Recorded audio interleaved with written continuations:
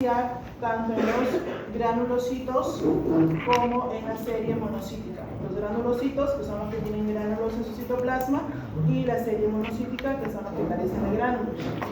A la vez también la célula madre hematopoyética se va a diferenciar en un progenitor linfoide que va a dar lugar a los linfocitos. ¿Okay? Tanto los linfocitos T como los linfocitos B, que también forman parte de los glóbulos blancos, ¿cierto? Entonces ahí vemos que los vamos a diferenciar en dos grupos, granulocitos y agranulocitos. Los que tienen gránulos van a ser los eosinófilos, los neutrófilos, los basófilos, ¿okay? Y los que carecen de gránulos, a los linfocitos y a los monocitos. Entonces es una característica importante los gránulos, ya que nos va a permitir diferenciarlos en el momento que veamos una lámina periférica, por ejemplo, ¿no?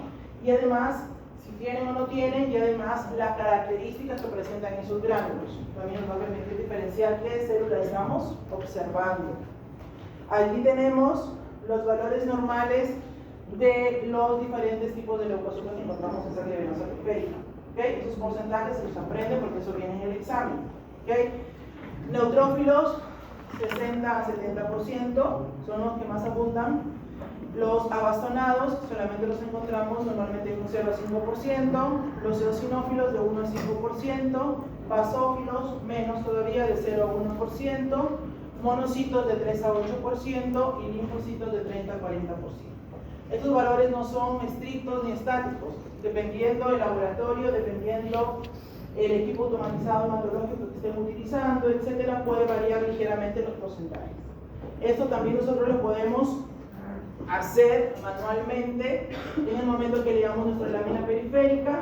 Con ayuda de un contador de células podemos calcular el porcentaje de cada uno de los glóbulos rojos, que es lo que vamos a hacer en la práctica. ¿Okay?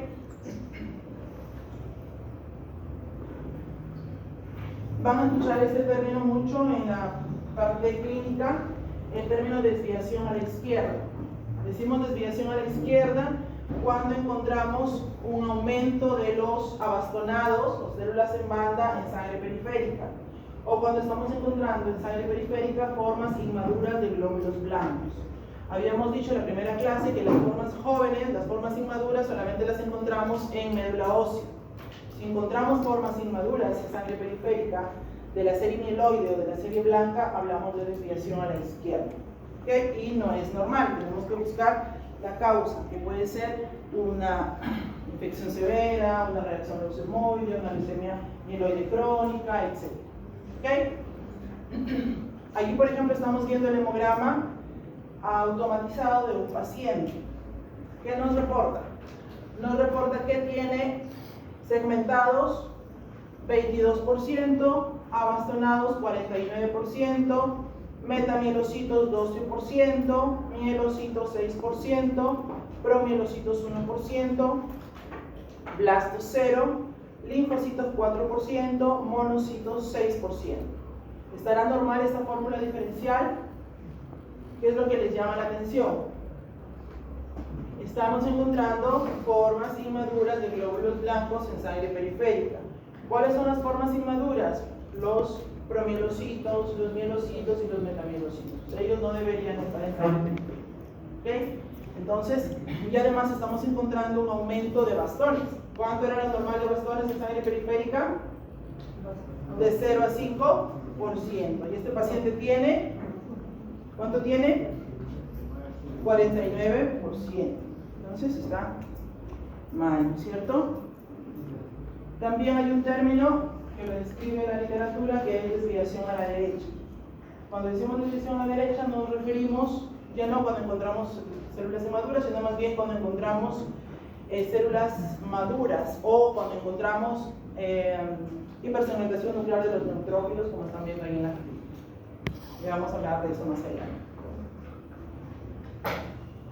Entonces vamos a ir viendo cada una de las células que pertenecen a la serie mieloide. La célula más inmadura de la serie mieloide se llama blasto. ¿Okay? Como nos estamos refiriendo a la serie mieloide, vamos a decirlo o llamarlo mieloblasto. Ojo que yo al observar el microscopio esta lámina solamente podré decir que estoy observando un blasto. ya que los blastos se parecen mucho, ya sea si son de origen mieloide o si son de origen linfoide. No los voy a poder diferenciar con el ojo.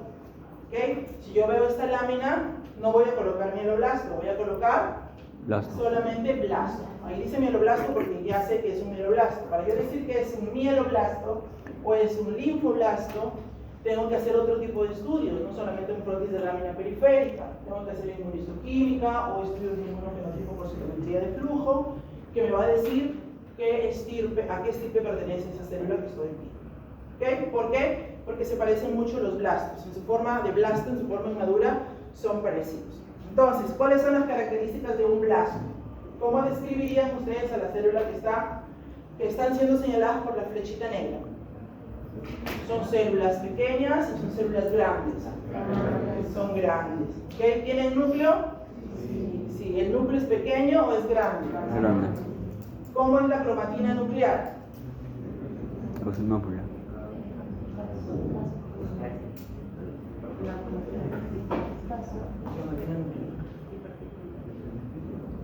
Homogénea. Eso también es un blasto. ¿Cómo describirían a ese blasto? ¿Qué contiene? Nucleolos, ¿cierto? Una característica de los blastos, una característica de inmadurez son la presencia de nucleolos. Además, lo que está señalando la flechita roja, algunos blastos que pertenecen a la serie mieloide tienen en su interior, en su citoplasma, bastones o cuerpos de agua. ¿Okay? Entonces esto, si nosotros observamos esto en el microscopio, entonces casi seguro que es una leucemia mieloide, estirpe mieloide. ¿Okay? Esos son los cuerpos de agua o bastones de agua. Luego el mieloblasto madura, va madurando y se convierte en promielocito. El segundo estadio de maduración es el promielocito. ¿Cuál es el promielocito? Esa célula que está aquí en el centro. Esa. ¿Es una célula pequeña o grande? Grande. ¿Tiene nucleolo? Sí, tiene nucleolo. ¿Qué más tiene? Que no tenía la anterior. ¿Qué tiene en su citoplasma? ¿Qué tiene en su citoplasma? ¿Se ve? ¿Se ve? ¿Qué tiene acá?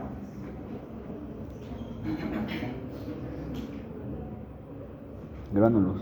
Gránulos. El promielocito tiene gránulos y se caracteriza porque tiene dos tipos de gránulos, gránulos primarios y gránulos secundarios. Cuando veamos el microscopio un promielocito podemos diferenciarlo porque se tiñen de diferente tonalidad.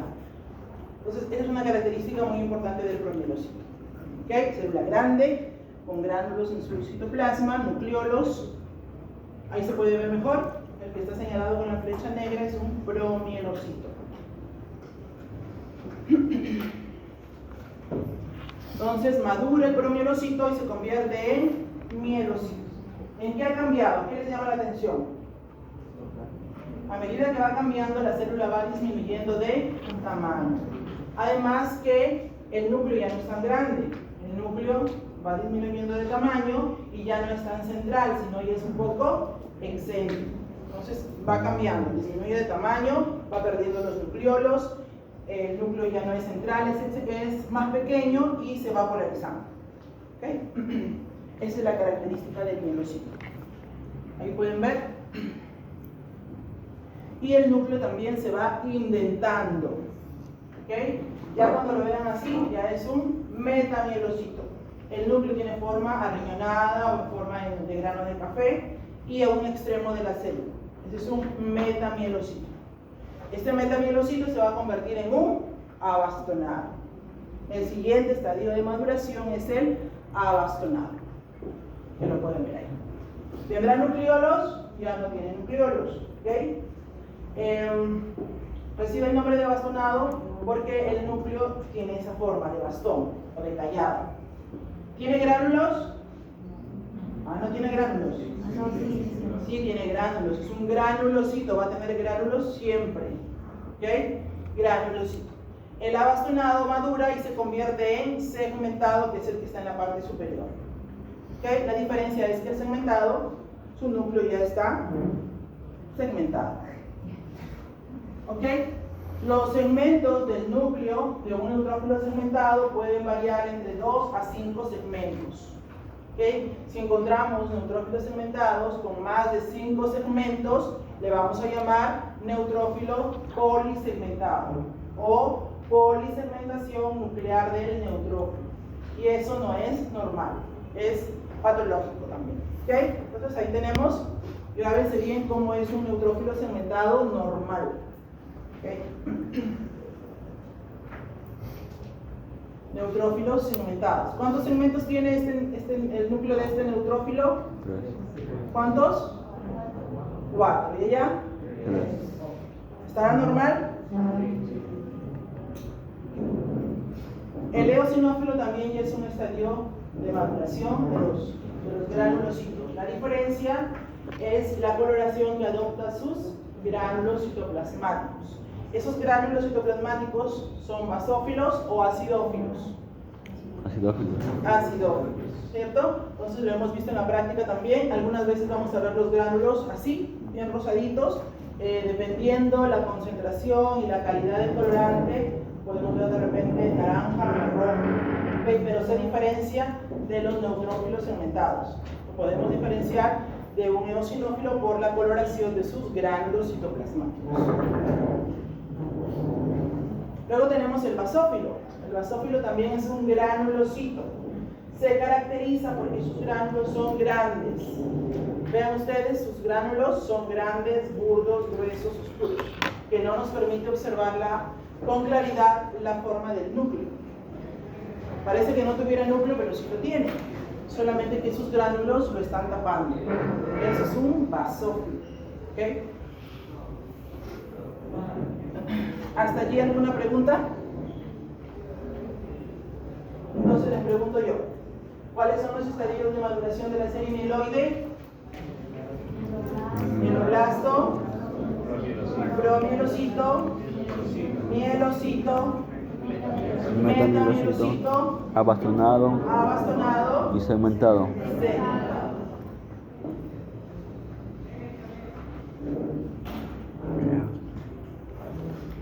Entonces, dentro de los...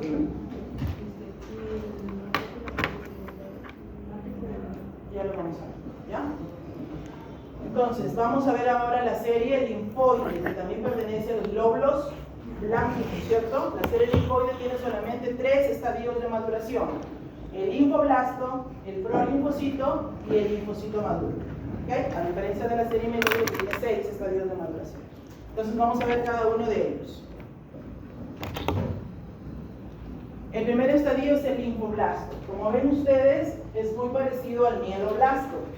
Por eso que yo les decía, no podemos decir, si vemos esta lámina, yo no puedo decir estoy observando linfoblastos. Simplemente diré blastos, porque son muy parecidos a los mieloblastos. En este estadio de maduración no los podemos diferenciar. ¿Okay? Solamente diré blastos y expresaré la cantidad, el porcentaje de blastos que estoy observando en lámina periférica. ¿Okay? Igualmente va madurando el linfoblasto y va disminuyendo de tamaño, va disminuyendo también, van desapareciendo los nucleolos hasta convertirse en un linfocito maduro que es casi del tamaño de un glóbulo rojo. Vean ustedes, tiene casi las mismas dimensiones. Una característica que nos ayuda a reconocerlo en la lámina periférica es que el núcleo del linfocito ocupa casi todo el tamaño de la célula y no nos permite ver casi nada de citoplasma. Entonces, eso es un linfocito. Fácilmente lo distinguimos en el microscopio. ¿Okay? Linfocito maduro normal. Aquí también vemos 2 linfocitos normales. Acá sí podemos ver un poquito de citoplasma y no tiene gránulos. No tiene gránulos. Núcleos sí tiene núcleos. Luego tenemos la serie monocítica. La serie monocítica también tiene 3 estadios de maduración: monoblasto, promonocito y monocito. La serie monocítica es fácil de distinguirla porque son células grandes. Y en sus 3 estadios de maduración, el núcleo es muy irregular, puede adoptar diferentes formas, y algo muy particular de la serie monocítica es la presencia de nucleolos, vacuolas en su citoplasma. Pues el monoblasto, como es una célula inmadura, tiene nucleolos, es grande, y miren las vacuolas en el citoplasma. ¿Tiene gránulos? No tiene gránulos. Vean las vacuolas en el citoplasma. Es normal encontrar vacuolas en el citoplasma de la serie monocítica. Si yo encuentro vacuolas en el citoplasma de otra serie, como por ejemplo la serie mieloide, eso sí es patológico y tengo que reportarlo como vacuolas tóxicas. ¿Ok? No es normal. Entonces ahí vemos un monocito maduro en sangre periférica. Esto de acá que parece que se ha roto son las vacuolas. ¿Ya? Miren el núcleo de un monocito. Es muy irregular, aspecto cerebroide y todas estas formas que puede adoptar. ¿Okay? Como si fuera un segmentado, abastonado, en forma de riñón, etc. Entonces, pero lo vamos a diferenciar porque es una célula grande y porque tiene vacuolas en el citoplasma. Bien. Entonces, ya habíamos visto lo normal, ahora vamos a ver lo patológico. Habíamos visto los neutrófilos segmentados, ¿cierto? ¿Tenía gránulos? Sí, tenían gránulos. Pero los gránulos de un neutrófilo sano, normal, generalmente son muy finos. ¿Okay? Pero ¿qué pasa si yo veo esto en lámina? Me tiene que llamar la atención, que son gránulos más oscuros de lo normal. Eso se llama granulaciones tóxicas. Entonces tampoco con un solo campo voy a hacer el diagnóstico. Seguiré buscando en los demás campos microscópicos hasta hacer un conteo total de 100% y poder sacar un porcentaje de qué porcentaje de neutrófilos tienen granulaciones tóxicas. Y según eso le voy a dar un grado de severidad. ¿Qué tengo que buscar en este paciente? Tengo que buscar en la historia clínica, investigar si de repente tiene una infección severa. ¿Okay? Lo vimos mucho esto en la sangre de los pacientes con COVID, por ejemplo, en la época de pandemia. Los cuerpos de doble, es menos frecuente, pero está descrito. Si ustedes ven la manito aquí, ¿pueden ver? Coloración azulada en el citoplasma de los neutrófilos. También infecciones severas. Aquí lo pueden ver, cuerpos de doble. El palillo de tambor, ven la flecha, este apéndice que cuelga de la cromatina nuclear del neutrófilo. Esto no es una enfermedad, es algo fisiológico que se encuentra en el sexo femenino, ¿no? Es un pedacito de cromatina sexual femenina que se ve como un apéndice, se llama palillo de tambor. Y lo que estaba preguntando su compañera, dijimos que los neutrófilos normalmente tienen entre 2 a 5 segmentos. El núcleo del neutrófilo tiene entre 2 a 5 segmentos, pero si yo encuentro mayor a ese número, ya diré polisegmentación nuclear del neutrófilo. Lo vemos en diferentes patologías, como por ejemplo en las anemias megaloblásticas. Acá se ve mejor, creo acá se ve mejor. Por ejemplo, este neutrófilo, el núcleo de este neutrófilo, ¿cuántos segmentos tiene? 6, 8. Como 9, ¿no? Se llama neutrófilo hipersegmentado. ¿Qué célula será esta? Basófilo, muy bien. Esta, monocito, muy bien. Esta, basófilo, muy bien. Bien, entonces habíamos visto también el caso de los linfocitos maduros, que son pequeños, aproximadamente el tamaño de un glóbulo rojo, tiene un núcleo que ocupa casi todo el tamaño de la célula, etc. Pero ¿qué pasa si yo encuentro todo esto? Entonces los linfocitos también pueden cambiar de forma y de tamaño, incluso hasta de coloración. Cuando hay una infección aguda, severa, sobre todo virales, y recibe el nombre de linfocitos atípicos o linfocitos reactivos. Entonces todas esas formas puede adoptar un linfocito y le vamos a dar el nombre de linfocitos atípicos. ¿Okay?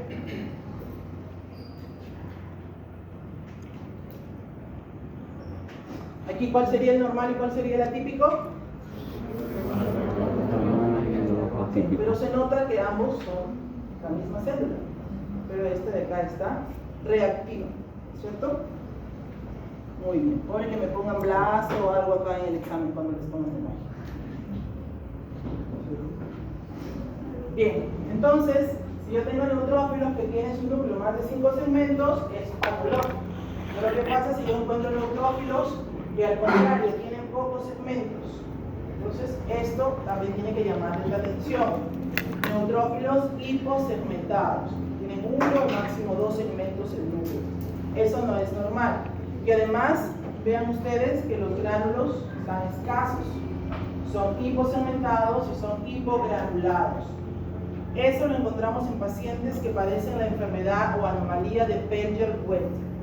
Por eso se les llaman también neutrófilos tipo Pellier-Wet o neutrófilos displásicos. Si yo encuentro estos neutrófilos en sangre periférica, los tengo que reportar como neutrófilos displásicos o hiposegmentados o tipo Pellier-Wet. ¿Okay?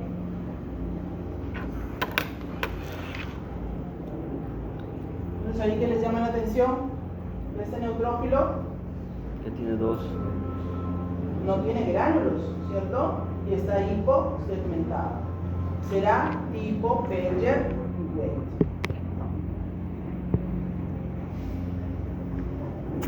Hay otra anomalía menos frecuente que es la anomalía de May-Hedlin. Vean ese neutrófilo. ¿Será normal? No es normal. Hay unas coloraciones azuladas dentro de su citoplasma y además este paciente tiene, ¿qué es esto? Tiene macroplaquetas. Esa es la anomalía de May-Hedlin. ¿Bien? Vean la macroplaqueta y vean la coloración azulada en el citoplasma del neutrófilo. Acá, ¿qué les llama la atención de estos neutrófilos? Sus gránulos. No solamente son más oscuros, como vimos hace un momento, sino que son más grandes. ¿Okay? Nosotros vemos esto en el microscopio. ¿Cómo lo vamos a reportar? ¿Cómo? Granulaciones tóxicas. ¿Okay? No sé si el paciente tendrá la enfermedad de Alder-Rayleigh, tengo todavía que demostrarlo. Pero estos tipos de neutrófilos se encuentran en pacientes que tienen esta enfermedad. Pero como yo no sé todavía, si yo veo eso, para mí son granulaciones tóxicas. ¿Ok? Muy bien. O este tipo de gránulos, miren, qué grandes. Son pacientes también que tienen una enfermedad que se llama síndrome de Shirahigashi. Si yo veo esto en microscopio, diré, ¿cómo lo reporto? Granulaciones. Hasta demostrar que tiene la enfermedad Shirahigashi, y ya colocaré Shirahigashi. ¿Ok? Entonces, ya reconocí morfológicamente la alteración, tengo que reportarlo. Igual como vimos la clase pasada, tengo que reportar la severidad de lo que estoy observando. ¿Cómo lo reportamos? Por cruces, igual con el sistema de cruces. Por ejemplo, si estoy observando esas granulaciones tóxicas, tengo que observar con ayuda de mi contador de células cuántos glóbulos blancos o cuántos neutrófilos fermentados tienen las granulaciones tóxicas, y según el porcentaje de los neutrófilos afectados, le daré una cruz hasta 4 cruces. Chicos, igual esto no es para que lo aprendan de memoria, pero les puede servir cuando tengan que reportar su lámina. Habíamos dicho que normalmente, ¿qué células son las que tienen vacuolas en el citoplasma? ¿Qué células? Los monocitos. Si yo encuentro vacuolas en un neutrófilo, lo reportaré como vacuolas tóxicas. Los cuerpos de doble, ¿se acuerdan? Coloraciones azuladas en el citoplasma de los neutrófilos. Bien. Plaquetas lo van a exponer sus compañeras, compañeros.